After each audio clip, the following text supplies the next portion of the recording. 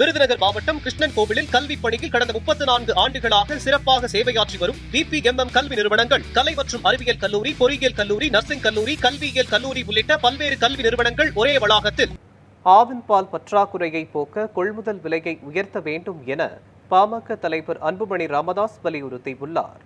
சென்னை விமான நிலையத்தில் செய்தியாளர்களை சந்தித்து பேசிய அவர், கடந்த 2022-23 தினமும் 43 லட்சம் லிட்டர் பால் கொள்முதல் செய்யப்பட்ட நிலையில் தற்போது 23 லட்சம் லிட்டராக குறைந்துள்ளதாக தெரிவித்தார். குழந்தைகள் மற்றும் முதியவர்கள் அதிகம் பயன்படுத்தும் ஆவின் பாலின் தட்டுப்பாட்டை போக்க கொள்முதல் விலையை உயர்த்தி பால் உற்பத்தியை அதிகரிக்க வேண்டும் என்றும் கேட்டுக்கொண்டார். ஆவின் பால் பற்றாக்குறை இப்ப குறிப்பா சென்னையில அதிகமா இருக்கு. ஏன்னா ஆவின் பால் தான் குழந்தைகளும் முதியோர்களும் கொடுக்குறாங்க. கலப்படம் இல்லாத பால் டாக்டர்கள் அதுதான் பிரிஸ்கிரைப் பண்றாங்க, ரெக்கமெண்ட் பண்றாங்க. ஆனா சென்னையில இல்ல. இப்ப பற்றாக்குறை காரணம் கொள்முதல் குறைஞ்சிருக்கு.